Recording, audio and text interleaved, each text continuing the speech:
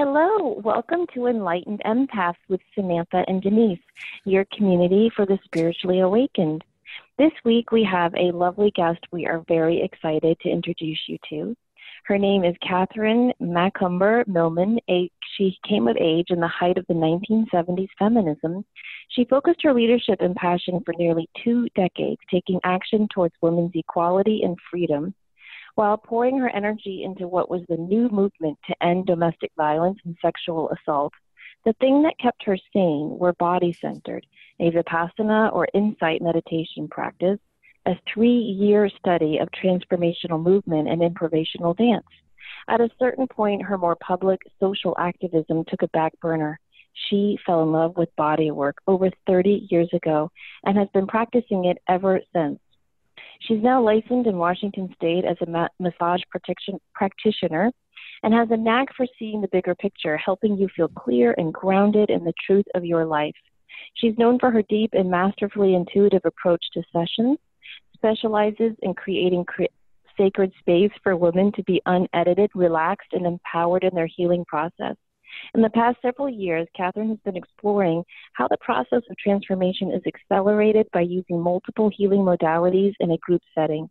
Most recently, that exploration is through the highly structured yet spacious and flowing day called Entering the Healing Temple, a Day of Sanctuary for Women.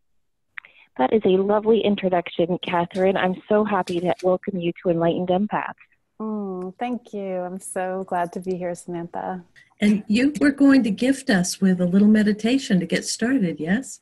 Well, if I may, it's I've been doing what probably a lot of us do before we have to be in a recorded setting, is that we're running around crazy and making sure that we've got our water and our candle or whatever it is we're doing. And I find that it helps to just pause together and take some breath. So if you're in a place where you can close your eyes, then I invite you to do so and feel your seat. If you are sitting, or feeling your back supported if you're lying down. And take a deep breath from your sacrum, the base of your spine, all the way up your spine. And exhale through your nose, down your spine, feeling the softening.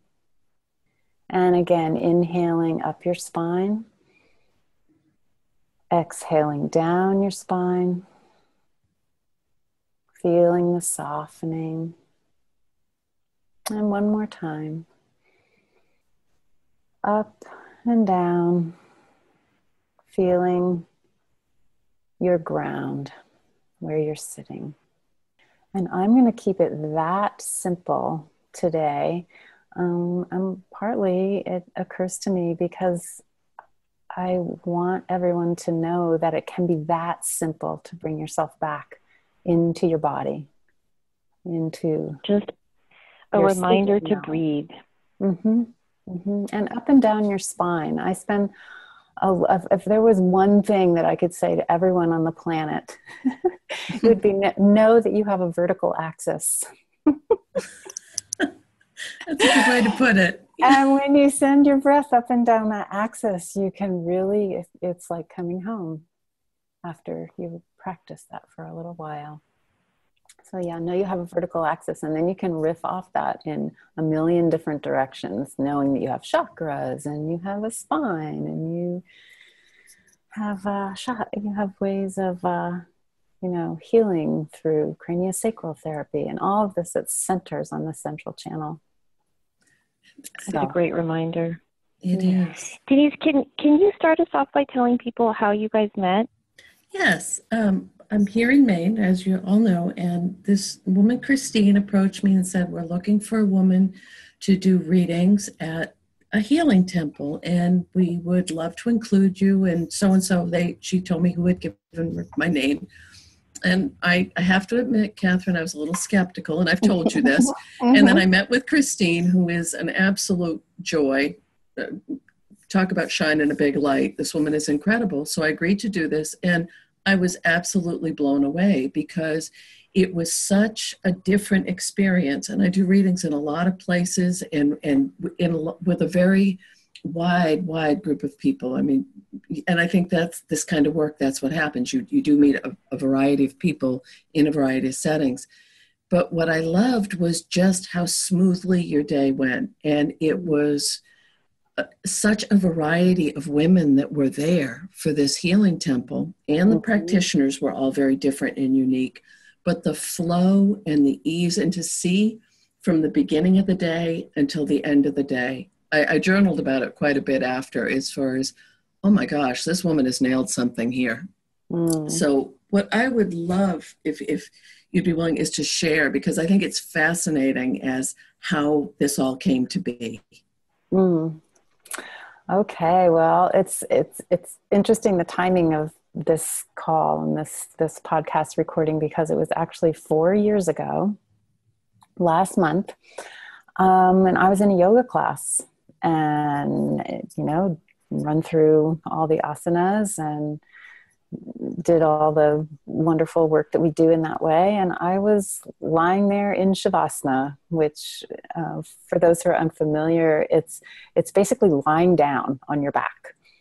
And in some practices, they would say that it's the most important form of all of the yoga forms, because it's when your body integrates all of the work that you've done by taking on all the various postures that people are used to associating with yoga. So there was lying in Shavasana, and I just got this download, and it was an event for 15 women with 5 healing practitioners. And it was an opportunity to do really integrative work in one day that would be transformative for those that were open to transformation, and that would be simply restful and restorative for those who were coming with that intent in mind. And so that was April of 2014. And I'd been interested in layering healing techniques for a few years before then, and also that coming itself from being in a yoga class. Imagine when you're done doing a class like that and how good you feel, usually, and how, unless you're totally sore. But I found myself wondering, okay, so I've just finished this class. What would happen if I had a craniosacral therapy session right now? How much further could I take my own experience of being able to fully inhabit my body and hear my inner voice, to know what's happening in my deepest of deep? So anyway, I had been doing that in various ways here in Port Townsend, just with several practitioners, and bringing people together for a couple of hours to layer healing techniques in that way. But this was different. This was a whole thing. And I don't know what else to call it. It's a thing. I can't call it an event, because it's an event. It's too flat of a word. And it's kind of a retreat, but a retreat I think of as being, at least a weekend, something like that. So I don't know what to call this, but it's a thing, and it's a day-long thing. And it ends up being a cross between a meditation retreat, a ritual, and a healing spa. And it's not any one of those, but those are ways of pointing at what it is as a whole, what it is if you integrate all of those things. So anyway, that was April, and around about July, I kind of woke up from who knows what and realized, oh my gosh, I better start organizing this if it's going to happen, because this is a little bit complicated. So, one thing led to another, and I put one on here in Port Townsend that October. And Denise, I was astonished at the response. The women who were there, and what they said, what I saw get to happen for them, how their faces changed, their bodies changed through the course of the day. It was just amazing to me. And so many of them were saying, oh my God, women need this. Everyone needs to do this. And I thought, okay, well, maybe not everyone needs to do it, but yes, this is something and we need to do it again. And so I scheduled another couple of them for Port Townsend, and met someone across the mountains in a place called Leavenworth. And we ended up putting one on there, and one thing's led to another. And now it's 4 years later, and we've put on 20 healing temples, and it's amazing. It's amazing. It's a living thing. And I really have to emphasize how unique a thing this really is, because it's true. It's very different. And I'm going back to what I said a few minutes ago, the variety of women that were there, but they were all there because they needed self-care. They needed to take care of themselves, and they needed a safe place to do that, which was beautiful. Samantha, did you have a question, sweetie? Well, yeah, I just wanted to ask, do you think what makes this so unique is that it's the combination of mind, body, spirit, or do you think it's something deeper than that? That is part of it. That's like the content of what makes it different, and the structure of what makes it different is also important to look at here, because people are getting fairly brief touch-ins from 3 hands-on practitioners and 2 what I call mind spirit practitioners. So Denise was one of those. So someone who would actually talk one-on-one with a woman. But it's happening in a way where I call that input. So whether it's hands-on or mind spirit, hands-off work, it's input into your body-mind system. And the structure of the day is comprised of having various rounds where you receive some input, and then you have a chance to reflect on what you've just received and what's come up for you when you're on the table or when you're receiving a reading. And then, that's important. Yeah, having rather that than rushing from event to event. Exactly. And so you receive the input, and then you do some personal reflection, either drawing or writing. Some people do movement. And then you have a chance to share aloud what gems have come forward for you in that time before you receive more input. So a round consists of those 3 different elements where, if you can imagine information coming in like a pebble into the pond of your being, and then internally you're allowing that to move you and to inspire you, or to open something within you, to shine a light on something going on. That's all internal. And then you have a chance to bring it back outside of yourself to be witnessed and reflected in a small group where you get to share out loud, kind of bring it out before you go back to then receive more. So that structure, I think, is what makes the Healing Temple unique and what makes it so powerful. So yeah. You didn't have any doubt, or because a lot of people that are listening, and a lot of people I do readings with, and Samantha and I have talked about this, people are waking up, and one of the true things is I want to do what I came here to do. I want to be of service. I want to do what resonates with my own inner light and knowing, and share that. And you are so spot on with what you're doing.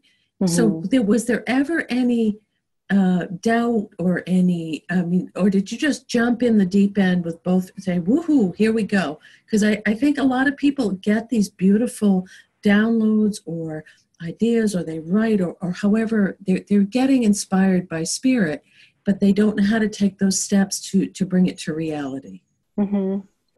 Well, There are two things here. So one is that I have never doubted the healing temple as a form. The healing temple is I will call it a new form. One of the things that, as all of us are trying to figure out how we birth a world that works for everyone, that this is a form that really works. And one of the reasons it works is that it has to do with being in your body. And that's something that we are all getting more and more practiced at. And this is a place where that can be done, where those reminders can happen. So where, I think it's natural to feel some kind of doubt along the way of any kind of endeavor, especially if it's brand new, if there aren't a lot of things that look like it in the world. It's like, oh, this is really different. But I haven't had the kind of doubt that I've experienced before in other endeavors. And Denise, a lot of people have come to me in the last few years, separate from the healing temple, but just in my practice, and have been asking that question: what do I do? How do I live out my purpose? How do I even know what my purpose is? And what's come to me is that there are really three things that you need to do in order to answer that question and go along that path. And the very first thing is to know your essential nature. You need to know what your essential nature is. And that's something that you can find out by learning what your archetypes are from different systems. For some people, it might be astrology. For some, it might be human design. For some, it might be, the MMPI, the personality test, or, your galactic signature. Know what your essential nature is, because when you understand who you are and what you came here to be, then everything else can start falling into place more easily, because you won't find yourself trying to make yourself do something that you're not really wired to do. So you need to know your true nature. You need to look at things from a perspective that's larger than anything you've ever considered before. Because if you're kind of caught up in the chaos of it all, and, we all know what a mess it kind of is out there these days. And at the same time, we know that there are a lot of us, it's like we're little mushrooms, we're like the mycelia that are just communicating across the whole planet. Finding each other and saying, hey, we know that there is another way and a better way. And it's like Charles Eisenstein talking about creating the more beautiful world that our hearts know is possible. So to do that, you can't be in the chaos. You have to be able to look at it from a big enough perspective that you are regarding it rather than being thrown around by it. That's a whole nother conversation, but looking at something from a wider perspective than you ever thought possible, that's the second thing. And the third thing is to be in your body, and I mean, I believe that we're all trying to make the world a better place. And what I notice with women in particular, because I've been working with women and as a woman for so many years, what I notice is that when women are more connected to our bodies and our innate body wisdom, we make better decisions. We are better parents and lovers. And we're more powerful and effective leaders in our communities. So entering the healing temple as a very integrative and body-centered day of sanctuary is what I see as something that can be available in all communities, that's done once or twice a year, or bigger communities more often. In cities, God knows, it could be happening ongoing. If someone were in a big city and that was something that they saw as what they wanted to do. But together, we can provide a web of these sanctuaries for women's ongoing self-nourishment and transformation. Because I believe that this being in your body, along with the space to reflect and be witnessed, is really key for having the kind of stamina that we need to continue doing our important work of showing up and changing the world. Now, as a traditional teacher of 15 years, I just have to ask a question that I'm thinking about. If you're in this beautiful energy and you're healing and sharing, do you ever have students who tend to just take over energetically and they're sharing too much? Is it structured in the way that you will say, thank you so much for sharing, let's give someone else a chance? Okay, that's a great question. One thing that I haven't mentioned, and this will sort of, when I overlay it, it might change the whole feel of it to you, is that actually the day is a mostly silent solo journey that's taken in a small group. So you're in a small group of 5 traveling through the day. So there's really one place in that small group to be sharing aloud. And in that small group, there's no crosstalk. Mm-hmm. So on the occasion where one woman's share is longer, I have learned to trust that. And I set up the small groups in a way where people know that if that is what occurs, to trust that and to see what's in it for you as another group member to receive from the exchange that's going on. Because there's a lot of setup to the day. And so it has to do with creating a container that will actually allow each individual woman to go as deep as she wants to internally, and then to share from that place. So it's not chatty, and it's clear that it's not about telling a lot of story. So all of that so the pre-planning and the structure prevents that.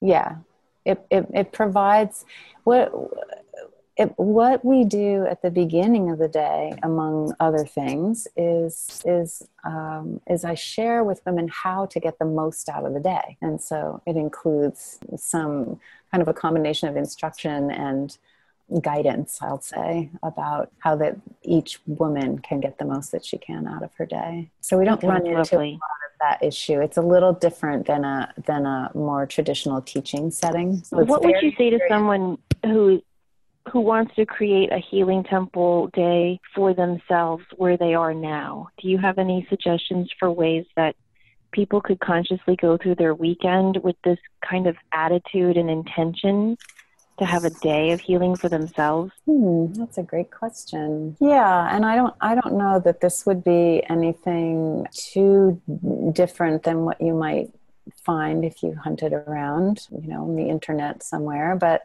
if I were going to create a day for myself, I might do the obvious of turning off my computer and my phone. And even if I just took a few hours and not a whole day, I would probably just plot it out, map it out for myself in a way where I did some kind of activity, whether it was walking or yoga or my exercises, and create an intention for myself. I would start with creating an intention. I mean, is there an issue I'm wanting to mull over, or do I just want to restore a sense of peace to myself? What's my intention? So I'd start with an intention, and I would probably light a candle and do some breaths, somewhat like we did at the beginning of this call. And then I would probably go into my exercise or my yoga or my walking and just try to keep my mind as clear as possible. I might write a little bit after that. Act of going through the day mindfully, I think, can be so healing. And saying, I'm taking this time for myself. Yeah. I think more people in general need to do that. Yeah, and then to have something where there's a back and forth between some kind of active doing and being. Who is it that was saying to me that doing is something that we do on the 3D and being is something that we do on the 5D? And so that's, when we go from being to doing, that's how we start bringing our visions down to earth. One thing I'd like to interject is, when you did the day here in Maine and you were training Christine how to run temples in the East Coast, which is very exciting. What I noticed is a lot of the people who were participating had a variety of different issues, but they needed a day to step off the treadmill. They needed a day to step away from their real life and just be nurtured and learn to nurture themselves. And to the point where, personally, having watched it and seen it, it seemed like it gave a beautiful set of stepping stones to continue that practice once they left the healing temple. Mm-hmm. Well, yes, and it also introduced everyone to possibilities through the 5 healing practitioners of what it is when their bodies receive hands-on work from a skilled practitioner, so, where they can go when that happens. Does it have how do you decide what type of body workers you want? Or you say you have 3 people that do body work, but I know we had an acupuncturist and a Thai massage and a reflexology. Would that depend on what was available in someone's area, or who the practitioners would best fit into? Like, how do you figure that out? Well, that was the first time we had an acupuncturist too, which is that was great. Good information to find out that it was actually something that everyone was happy to have there. We gave the option for people that they could have acupressure in case there were people who were not wanting needles, but everybody was jumping right in. So okay, there are a couple things I want to say here. When I'm picking out a team of practitioners, there are a few different things that I'm keeping in mind. First and foremost is I want to work with people that I love working with. Right. Because I want to have fun. And so I want the women that I'm inviting to be not only women that I trust, but women that I enjoy, because we're going to be collaborating on this thing together. And I like, kind of going in the magic bus, if you will. There's a throwback. And just traveling together. So I am looking for women that I really enjoy being around, and that if I were on a desert island, I'd be really happy if they were there. So that's one. Mm-hmm. And the other is then wanting to make sure that what's being offered will, in the whole of it, be a balanced approach to each individual woman. So I wouldn't have 3 energy workers, for instance, because we need some more solid touch. Mm-hmm. Okay, so looking at things that will create a balance. So there are lots of different modalities out there, and some practitioners. I mean, there's so many fabulous practitioners out there. And some are not wired to do brief sessions. One of the best structural integrators that I know here in town, there's no way that person could be in a healing temple, even though they're a fantastic structural integrator, because there's no way they could do a session shorter than 20, 25 minutes because of how they work. And that wouldn't work in the healing temple. Actually, I'll just let you ask a question, because I can go on and on and on about this temple. Well, I have a quick question. Have you considered bringing this program to a domestic violence shelter? Considering the work you've done with that population, I feel like a healing temple would be such a gift for them as well. Well, I have not thought of that as a way to offer the temple to women who are in crisis, because what I would do with a domestic violence program is I would offer it to the staff, because it's a very particular animal, this healing temple. For instance, here we are talking with enlightened empaths. It's not necessarily something where someone who's a highly sensitive person, an HSP, would feel comfortable unless she's very certain about how she manages having a lot of energy input. Because having 5 people that you don't know, even if they're skilled practitioners, offering you touch or other kind of information in this fairly short period of time might be too much for that person's nervous system. That's very true. So the healing temple isn't for everyone, but it is for a lot of people. And when someone is drawn to the Healing Temple, she does have to go through a registration page where she answers a number of questions that make sure that it's a good fit for her, given what the temple is and what's true in her life. A woman who's very, very ill and would not necessarily have the physical stamina to get through the day, it wouldn't be for her. For women that are just kind of going about life and crazy,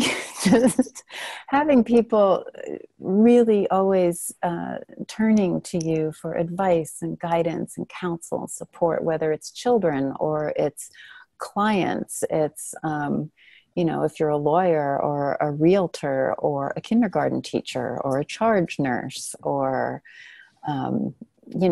someone who's a receptionist in a busy office.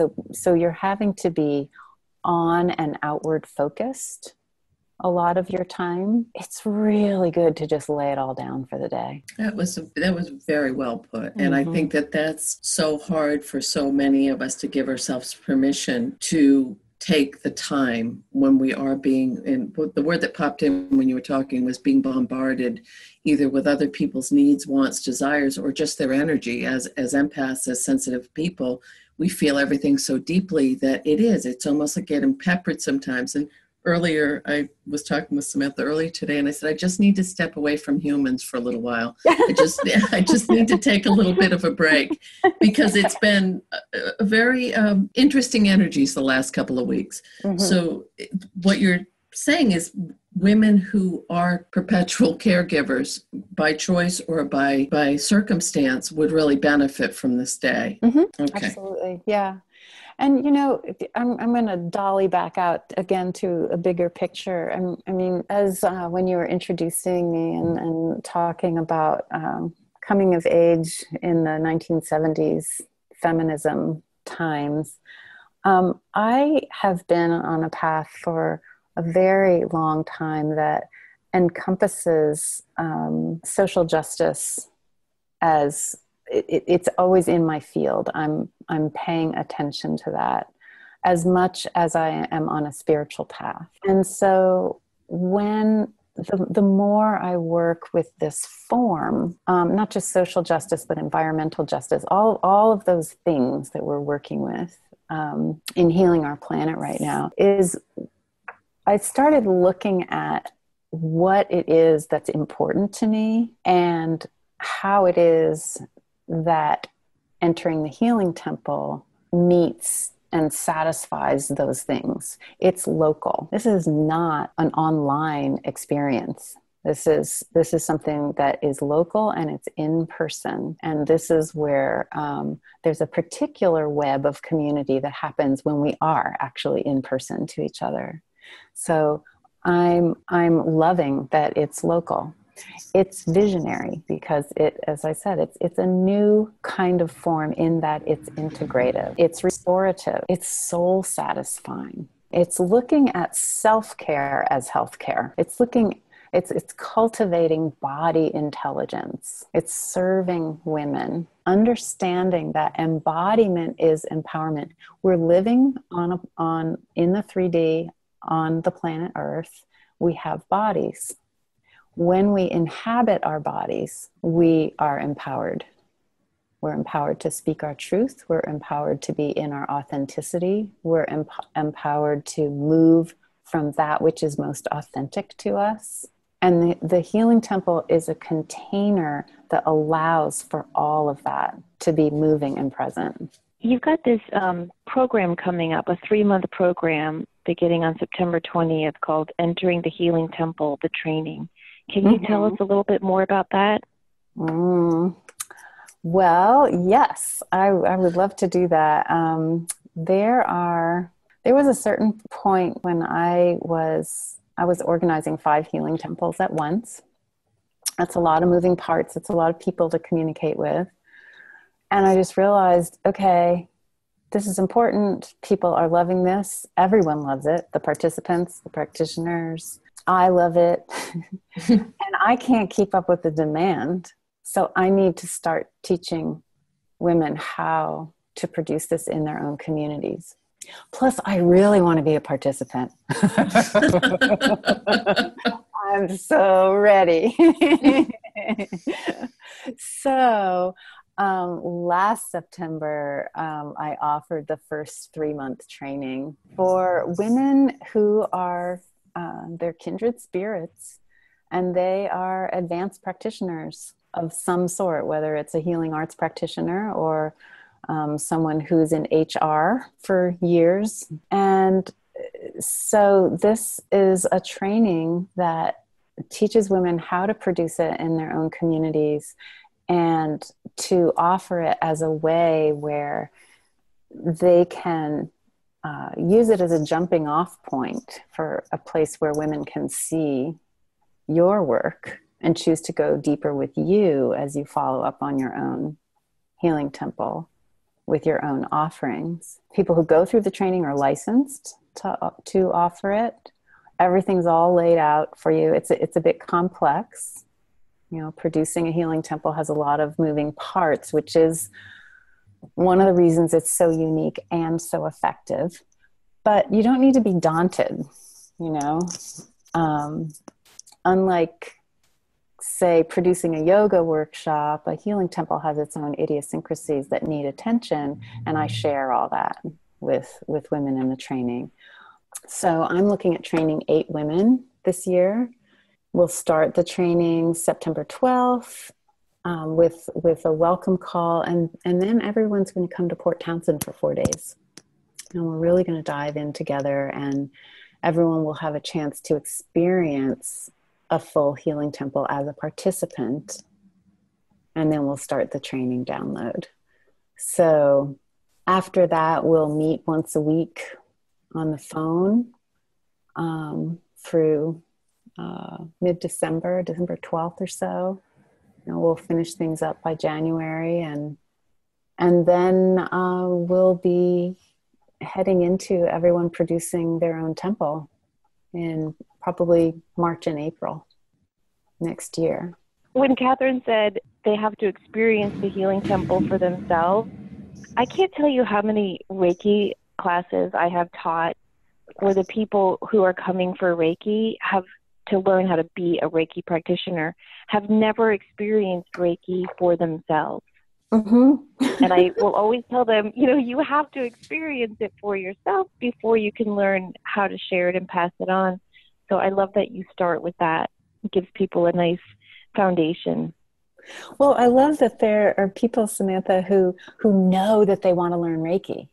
It's like people who will know that they want to learn to produce a healing temple sight unseen. And that's, that one of the 4 trainees this past time was exactly that. It was Chris. Mm-hmm. She said, I don't even know why I'm doing this. I just know I'm doing it. I know I need it. And I'm going to take this training. And so the people who know that, who just intuitively, once they, look at all the materials and we're having a conversation, but they just know this is something that I want to have something that I can offer my community that is powerful and it's proven, it's already done. All the details are worked out and it's so appreciated. I want to offer that. There are women who will have that and they will have never been to a temple.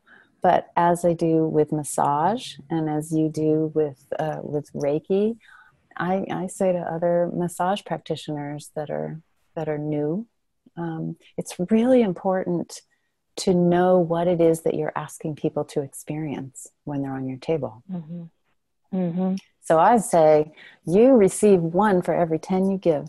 It's also, I want to just jump in and emphasize, it's not scripted, it's not rigid. There's a flow and an ease to the day, but all of the little tiny details are taken care of, which allows that flow, exactly. Right down to the music, to when food is served, to what kind of food is served, to, it takes, what I'm seeing in my mind as you're speaking is, it's all laid out so that you can truly be present to offer this service without having to worry about all the little tendrils that might get in the way.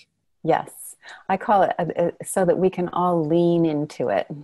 So that we can just let go of time, stretch time, and lean into it. I mean, people, at the end of the day, I'm just, you see this on my website, but at the end of the temple day, women say, like, this is one quote is, I feel relaxed, re-energized, secure in knowing I'm on my right path and that I've perceived it correctly and I'm at peace with the changes coming into my life. Oh, that's beautiful. And another woman feeling, I feel exhilarated, full of love, beaming. Everything is again possible. I feel nurtured in the deepest sense. And that's exactly what so many of us are looking for right now. Mm-hmm. Mm-hmm. Is to learn how to take care of ourselves and to take care of each other. And that's, Samantha, and I say this almost every show, that's the premise of why we're doing this, is to bring together like-minded people and help each other realize we're not in this alone. And as we build more community and reach out to one another, that's the key to shifting the polarity. Mm-hmm. And the other thing about what you're doing and what I love, we met each other, Denise.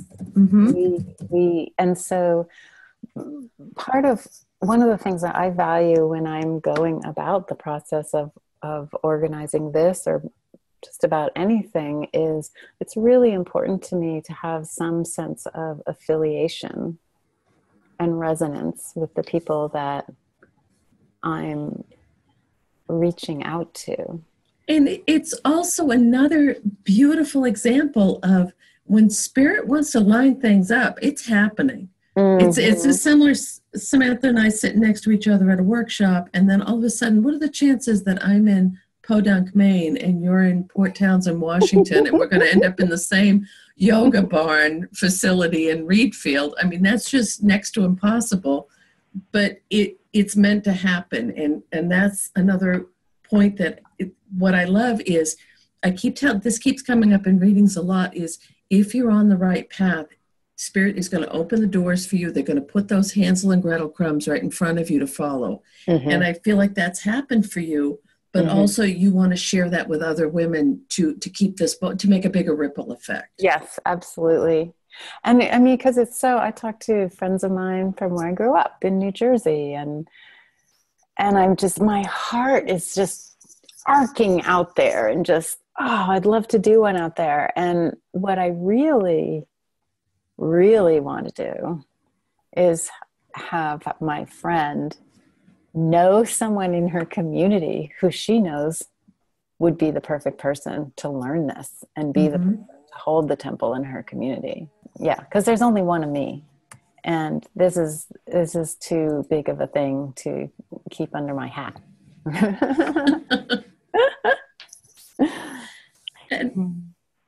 Give us an idea of your spiritual base. When you got this downloaded to you, where do you conceive that coming from? Rob Bresney calls it the Great Wow. I don't always have a name for when things like that happen, when it just pops in, but I would say that when my central channel is free and open and connected to earth and sky, I would say that I am moving in the role of a priestess.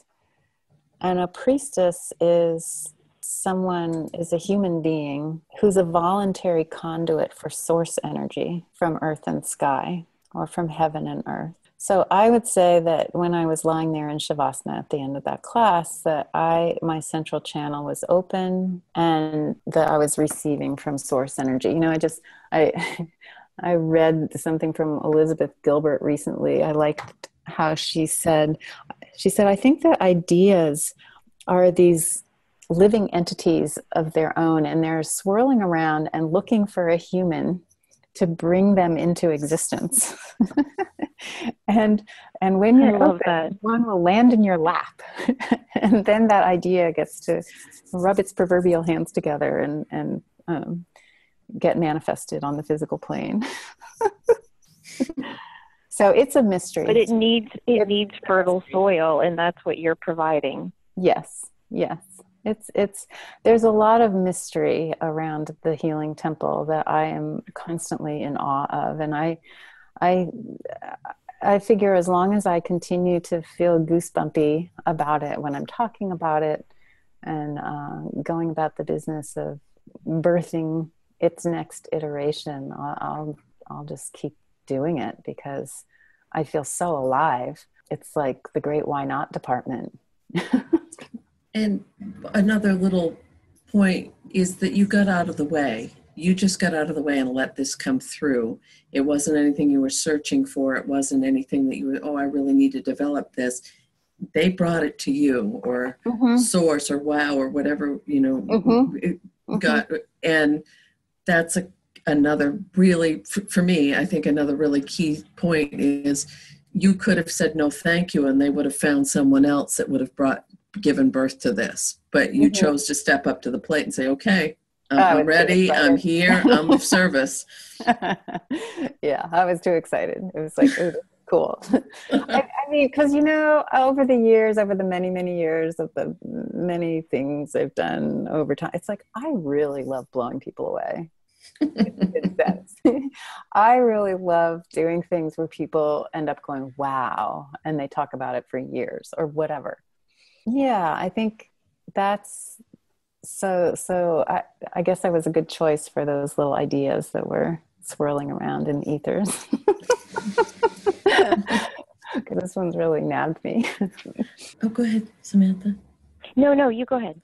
Oh, I was just going to mention the website, insightbodywork.com, for anyone who is interested in what's involved with a healing temple, potentially interested in becoming a trainee, reading. I mean, you're a very gifted writer, so there's also some beautiful, just if you enjoy good writing, it's a nice site to go to as well.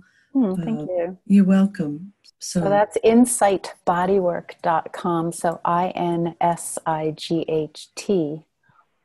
bodywork, no S, .com, insightbodywork.com. And yeah, you can just look around in there. And certainly for anyone listening, whether if you feel intrigued and you want to check out the training, or you want to check out if there is a healing temple happening near you, I encourage you to go to that site. And if, as you're reading through, you do find yourself thinking of someone in your world, in your community, who you think might really love to have something like this, that she had as like a cornerstone to her own practice, that she offered once or twice a year in your community, then I would be very grateful if you sent her my way, or to the website, however it is that you're inspired. That sounds wonderful. Well, we will link all of that up on our Facebook page as well for anyone who is interested. We'll put it in the show notes also. And we just invite everyone to check out your website and reach out to you if they have any questions on starting the training for themselves or visiting a healing temple for their own self-care and well-being. I like that phrase, self-care for healthcare. That's awesome. I hope people take that away. It occurs to me as we're coming to a close here, if I would like, if I could, to share with you a short piece that I wrote that is the true spirit of my work, because I think that would really give people in a nutshell what I'm about. So the true spirit of my work is to open doors and open minds, to create a safe, friendly, and relaxed space for people to go deeper, to explore and express their emotional, physical, and spiritual essence, to be themselves, to drop into their bodies and feel at ease in their own idiosyncratic skin, so that they can be self-assured and self-trusting, alert and amused as they awaken to their own possibilities, their own agency, their sense of place and purpose in the larger world, committed to participating in the rising collective improvisation by moving their own brave work into the world, embodying a spirit of fun, connection, kindness and can do. Very nice. Very beautiful. Thank you so much for having me with you today. Oh, it's been a pleasure. Oh, thank you for taking the time and sharing your beautiful work. We hope everybody checks out your website and looks into joining their own healing temple with you or one of your trained practitioners. Thanks. And now I am no longer a podcast virgin. That's right. Yay! We hope your introduction to podcasting was easy. Thank you so much, Katherine, and thank you, everybody, for listening. Always remember to show up, do great work, and share your light. Bye-bye, everybody. Bye-bye.